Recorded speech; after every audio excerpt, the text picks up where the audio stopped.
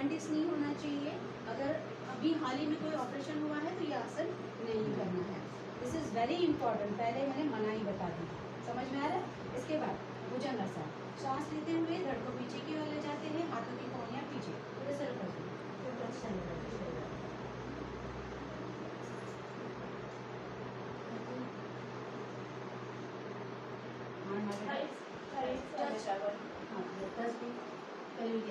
इसमें leakage of urine problems होते हैं हमारे, और बहुत सारे मायांग बाहेर फिमेल्स प्रॉब्लेम, गायनोकोलॉजिकल प्रॉब्लेम आणि पोटाचा जो भाग बाहेर पडतो त्याच्यावर खूप छान इफेक्ट होतो, सावकाश पडतो.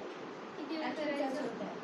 नाही, फक्त भुजंगाची स्थिती 10 सेकंद किंवा 30 नहीं, मोबाइल में सेकंद बना लेता ना वीडियो। उपास होती वाली इसमें बना लेता। पोट कमी करायचं.